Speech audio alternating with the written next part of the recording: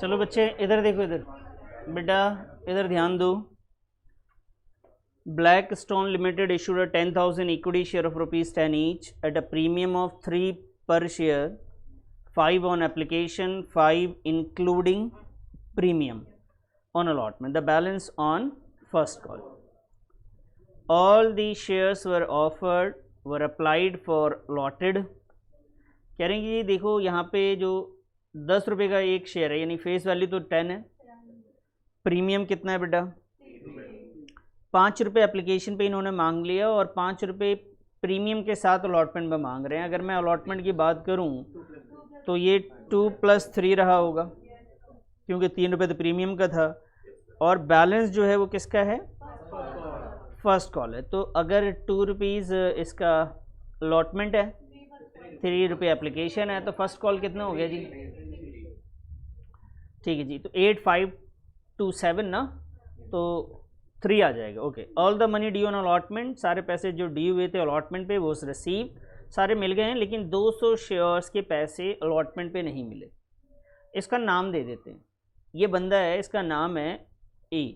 क्या नाम है इसका, ए के पास 200 शेयर्स थे, इसने पैसे नहीं दिए। कॉल वॉज मेड, कॉल मतलब जब फर्स्ट कॉल हमने मांगा, all the money, all the amount due thereon was receive, जितने भी ड्यू हुए थे सब रिसीव हो गए, 300 शेयर्स के पैसे नहीं आए। अब यहाँ पे जो 300 शेयर्स के पैसे नहीं आए हैं बेटा, इन्होंने ये नहीं बताया कि ए ने नहीं दिया, ऐसा बोला क्या, इसने बोला 300 नहीं मिले। इसमें ए का कितना है, ए ने जो नहीं दिया उसका कितना है, इसमें ए भी है और इसी के अंदर कौन है, बी भी है। 2 लोग, जैसे मैं आपको बोलूं कि भाई सैटरडे को ना 2 स्टूडेंट नहीं आए थे, क्लियर कर दूं कि 2 नहीं आए थे, मैं कहूं उसके बाद की अगर मैं बात कर रहा हूं कि अगले दिन ये 3 नहीं आए, तो अलग बात हो रही है। लेकिन एक कह रहा हूं कि वो जो 2 थे ना, वो उसके बाद से नहीं आ रहे हैं, वो उसके बाद से नहीं आ रहे। एक भाई ऑब्वियस सी बात है, जिसने अलॉटमेंट नहीं दिया, या तो उसे फर्स्ट कॉल पे अलॉटमेंट का भी पैसा देना पड़ेगा, या फिर इसने अलॉटमेंट भी नहीं दिया, यही हो सकता है। ऐसा नहीं होता कभी भी कि इसने अलॉटमेंट नहीं दिया तो फर्स्ट कॉल दे देगा, ठीक है। और ऊपर से यहाँ पे उन्होंने क्लियर करा कि 200 वहाँ पे नहीं मिले थे, 300 यहाँ नहीं मिले थे। तो इस 300 में, जैसे मैं आपसे बोल रहा हूँ कि सैटरडे को 2 नहीं आए थे, मैं मंडे को ना 5 नहीं आए, तो ये ज़रूरी है कि 5 वो अलग लोग होंगे, उस 5 में वो 2 हो सकते हैं कि नहीं, हो सकते हैं ना, मैंने तो नाम स्पेसिफाई नहीं किया आपको। तो ऐसे ही इन्होंने बोला कि 200 शेयर्स के पैसे नहीं मिले थे अलॉटमेंट पे, और 300 कब नहीं मिले, फर्स्ट कॉल पे। तो इस 300 में 200 शेयर्स किसकी बात हो रही है, ए वाली है ना। All the money due there was accept, ठीक है। डायरेक्टर फोरफिटेड, डायरेक्टर ने क्या करा, सिर्फ 200 शेयर्स को ही फोरफिट कर रहा है on with both allotment and call. जिसने अलॉटमेंट भी नहीं दिया था और जिसने कॉल के भी पैसे नहीं दिए, तो किसका पैसा फोरफिट हो रहा है, ए का फोरफिट हो रहा है ना। यही तो है, 200 शेयर्स तो है जिसने अलॉटमेंट और कॉल नहीं दिया। कहते हैं were not receive pass the journal entry. अब यहाँ पे जो वर्ड जर्नल एंट्री बोला है, यहाँ पे कहीं पे ऐसा लिखा हुआ है कि सिर्फ फोरफिटेड की एंट्री करिए, नहीं ना, तो इसका मतलब इसमें पूरा होगा, इसमें एप्लीकेशन भी होगा, अलॉटमेंट भी होगा, फर्स्ट कॉल भी होगा, और उसके बाद जाके फोरफिट होगा।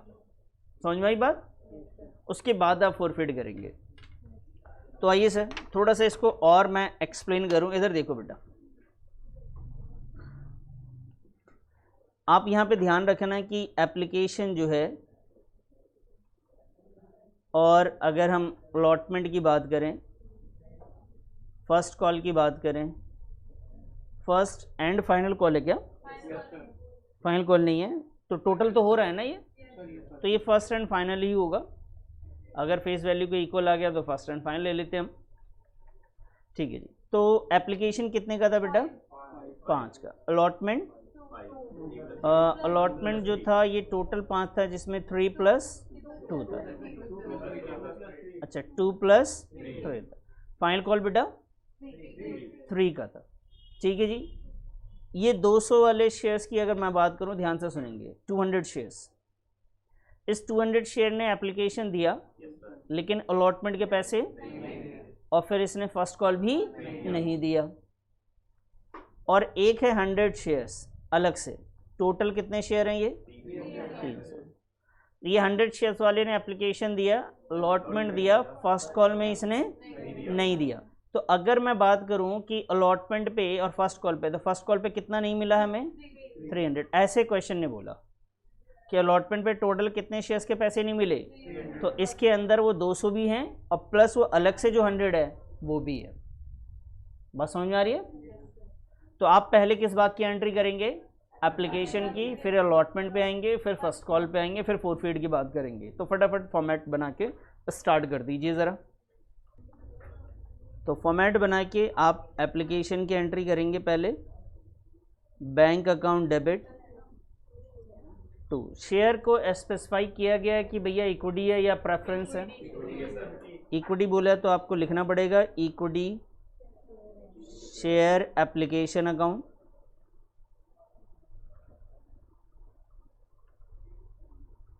और second entry equity share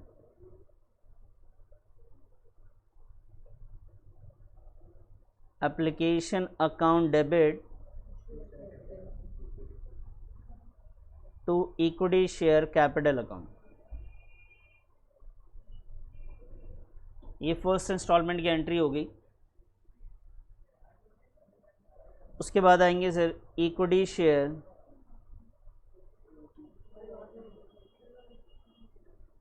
allotment account debit to equity share capital account. क्या इसमें प्रीमियम भी है?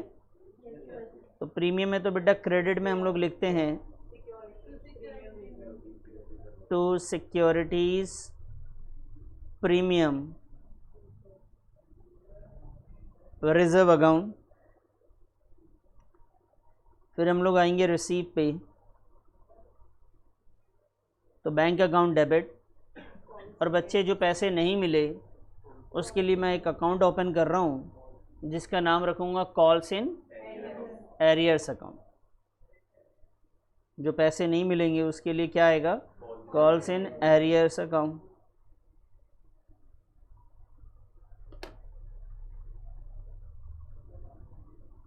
टू इक्विटी शेयर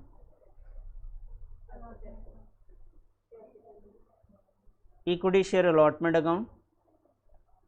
तो ये अलॉटमेंट तक की एंट्री हो गई हमारी। बेटा यहाँ लिखते हैं ना, रिसीव में थोड़ी ना लिखते हैं, ड्यू में लिखते हैं कैपिटल, तो रिसीव में नहीं लिखते। अच्छा, टोटल नंबर ऑफ शेयर्स जो हमारे पास था बच्चे, टोटल नंबर ऑफ शेयर्स वो थे 10,000। तो 10,000 और एप्लीकेशन की वैल्यू थी 5, और यही 10,000 इंटू 5 तो यहाँ भी आएगा सर। अलॉटमेंट की बात करें तो अलॉटमेंट में 10,000 इंटू 5 है, 10,000 इंटू 2 जो है आपका कैपिटल का पार्ट है, और 10,000 इंटू 3 जो है वो सिक्योरिटी प्रीमियम रिजर्व है। ये हो गया सर 50,000। ये भी आया बेटा 50,000। यहाँ पे लिखेंगे हम लोग 50,000, ये आ जाएगा सर 20,000, और ये आ गया जी 30,000। अब एरियर्स की बात करें तो अलॉटमेंट जिसने नहीं दिया था वो कितने शेयर्स के साथ था, 200 शेयर्स, और यहाँ पे 5 करके लिखेंगे 200 इंटू 5, और यहाँ पे भी बेटा 200 इंटू 5। ये आया जी 9,800 आएगा ना रिसीव में। ओके 9,800 1,000, और ये 19,000, और ये आया आपका 10,000। ये बात समझ में आ गई बेटा? 10,000 हमने ड्यू किया था, तो हमें सिर्फ 200 शेयर्स के पैसे नहीं मिलेंगे, बाकी 9,800 शेयर्स के पैसे मिल जाएंगे ना। तो 9,800 इंटू 5 करके लिख देंगे 49,000। ओके, और ये आ गया वैल्यू 1,000। तो यहाँ तक तो हम लोग कर चुके हैं। अब इसके बाद हमारे पास क्या रहा सर? इसके बाद share first and final call कर लेंगे। तो यहाँ पे लिखते हैं बेटा equity share first and final call account debit to equity share capital account, और उसके बाद हम फिर से रिसीव की एंट्री करेंगे बच्चे, bank account debit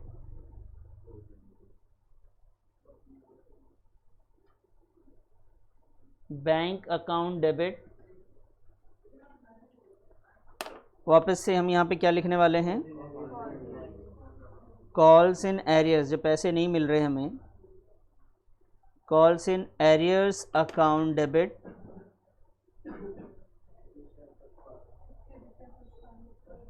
to equity share first and final call,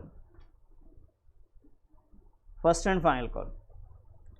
तो नंबर ऑफ शेयर्स की बात करें वही 10,000 शेयर्स है, और फर्स्ट एंड फाइनल बेटा अपना 3 का है। अब इसमें टोटल 300 शेयर्स के पैसे नहीं मिले। जो कॉल्स इन एरियर से कितने का पैसा नहीं मिला बेटा? 300 शेयर्स के पैसे नहीं मिले हैं, 300 शेयर्स के। तो बाकी 9,700 के मिल गए होंगे।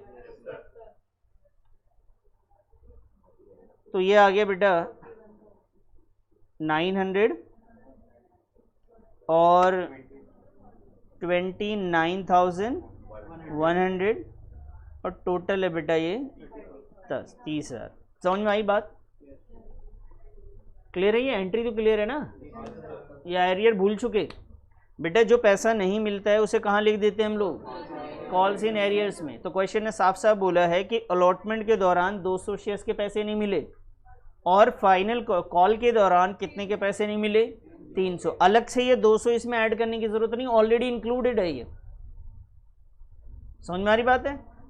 ये इसी के अंदर इंक्लूड है जी। आपने क्वेश्चन भी नहीं पढ़ा सर? सर आपने अभी तक क्वेश्चन भी नहीं पढ़ा। अब एक बार क्वेश्चन पढ़ो तब तो समझ में आएगा ना। आप लेट आए हो, क्वेश्चन तो पढ़ा ही नहीं आपने। पहले पढ़ लो क्वेश्चन को एक बार। नोट कर लिया बेटा? आपको बोला था कि 200 शेयर्स के पैसे आपको यहाँ पे इन्होंने साफ साफ बताया कि जब हम लोग अलॉटमेंट की बात कर रहे थे तो अलॉटमेंट में सारे पैसे मिल गए हैं एक्सेप्ट 200, 200 नहीं मिले, तो 200 को हमने एरियर में डाल दिया। फिर उसने बोला कि जब हमने कॉल की बात करी तो सारे पैसे मिल गए, लेकिन कितने नहीं मिले? 300। तो 300 हमने किस में डाल दिया बेटा? कॉल्स इन एरियर्स में डाल दिया। बात समझ में आ गई? तो ये यहाँ तक कर लिया। इसके बाद हम लोग किस बात की एंट्री करेंगे? शेयर को फोरफिट करेंगे। तो उसकी जर्नल एंट्री तो आप कर सकते हैं। देखिए बेटा, शेयर फोरफिटेड की एंट्री जब करेंगे आप, तो हम लोग क्या करते हैं? शेयर फोरफिटेड के लिए शेयर्स कैपिटल को क्या करते हैं बेटा? तो हम यहाँ लिखेंगे जी शेयर कैपिटल अकाउंट डेबिट। उसके बाद हम लोग क्रेडिट में लिखते हैं share forfeited account, share forfeited account. और उसके बाद हम लोग लिखेंगे बेटा कॉल्स इन एरियर्स अकाउंट। ठीक है जी। अब बात करते हैं, ये समझ में आई बात? ये एंट्री तो फिक्स है, ऐसी होती है हमेशा से। अब जितने शेयर आपको फोरफिट करने, क्वेश्चन ने आपको साफ साफ बताया कि जी हमें जो शेयर फोरफिट करने वो कितने हैं? 200। और ये वो 200 शेयर्स हैं जिन्होंने अलॉटमेंट ऑफ फर्स्ट कॉल नहीं दिया। ऑब्वियस सी बात है, वही है 200 जिसने अलॉटमेंट फर्स्ट कॉल नहीं दिया था। तो उन्होंने बता दिया आपको कि 200 शेयर्स फोरफिट करने। ऐसा बोलने की ज़रूरत इसलिए थी कि कई बार आप ये समझ ले कि 100 शेयर्स वो वाले हैं, 100 ये वाले भी होंगे। तो 200 शेयर्स उन्होंने बोले जिन्होंने अलॉटमेंट के पैसे नहीं दिए थे और फर्स्ट कॉल के भी नहीं दिए। तो बेटा यहाँ पे हम कौन सी वैल्यू लिख रहे थे? Called value. कौन सी? Called value. इस क्वेश्चन के हिसाब से हमें क्या क्या मिल चुका बच्चे? हमें एप्लीकेशन हमने मांगा, हमें मिल गया। अलॉटमेंट मांगा, नहीं मिला। फर्स्ट कॉल मांगा, तो टोटल कॉल्ड अप कितना है? 10। क्लियर? अब बताइए फोरफीड में जो हमें मिल चुका है, जो रिसीव हो चुका है 5, और जो नहीं मिला वो कितना है? 5 है 8 है? देखो मैं बताऊँ आपको, ध्यान से समझना बेटा। एप्लीकेशन 5 का था, अलॉटमेंट 5 का, 2 + 3 और फाइनल 3। अब एक बात बताओ, वैसे ये बहुत आसान होता है। कैसे आसान होता है? देखो यहाँ पे क्या है कि ये मिल चुका ना बेटा, तो उसके बाद जो भी है क्या है वो एरियर है। तो 3 और 5 मिला के टोटल कितने हो गए? 8 हो गए। समझ में आई बात? अब बताइए क्या इस एरियर के अंदर एसपीआर है, सिक्योरिटी प्रीमियम रिजर्व?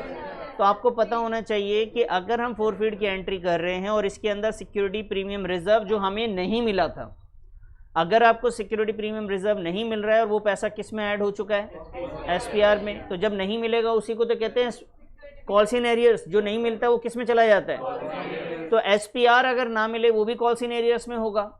तो जितना नहीं मिला उसके बदले में आप उतनी ही वैल्यू से सिक्योरिटी प्रीमियम रिजर्व को डेबिट कर देंगे। Securities premium reserve account. अब जिनको ये बिल्कुल भी समझ में नहीं आया बेटा, उसे कॉन्सेप्ट वाली क्लास तो देखनी पड़ेगी। मान लो पिछली क्लास में गायब हो तो बड़ा मुश्किल हो जाएगा ये बात। बाकी लोग तो समझ चुके आप कि अगर प्रीमियम का पैसा नहीं मिलता है, प्रीमियम का पैसा नहीं मिल रहा हो, रिसीव नहीं हुआ है, मांगने पे भी नहीं मिला है, तो उसे डेबिट कर देते हैं सिक्योरिटी प्रीमियम रिजर्व को। कितने शेयर्स हैं यहाँ पे बेटा? वही 200 शेयर्स। और प्रीमियम जितना नहीं मिला है कितना था वो? 3। तो ये यहाँ पे आ जाएगा। वैल्यू लिख लेते हैं इसका। ये आया जी 2000 टोटल, और ये आया जी 600, ये आया 1000, और ये आ गया कितना जी? 1600। और ये एंट्री आपकी कंप्लीट हो गई। यहीं तक था फोरफीडेड। एंट्रीज तो आपके लिए बेसिक है, बहुत आसान है, वो तो आप याद रख लेंगे। जो मुश्किल काम है इस बात को याद रखना कि सिक्योरिटी प्रीमियम रिजर्व का करते क्या है। बेटा अगर सिक्योरिटी प्रीमियम रिजर्व हमें मिल चुका है तो उसे इग्नोर करते हैं। सिक्योरिटी प्रीमियम रिजर्व हमें मिल चुका है तो इग्नोर करते हैं, और नहीं मिल रहा होता है ना, अगर नहीं मिलता है तो उसे कॉल्स इन एरियर में इंक्लूड करते हैं, और जितना यहाँ आपने इंक्लूड किया है उतना ही से डेबिट भी कर देते हैं। आगे बात समझ में? तो इसे भी नोट करिए। फिर नेक्स्ट टॉपिक पे चलते हैं जिसमें री इशू। कि अभी तक हमने फोरफीड करना सीखा है सिर्फ, आज हम बात करेंगे कि फोरफीड करने के बाद उसे री इशू करना, उसकी एंट्री क्या होती है।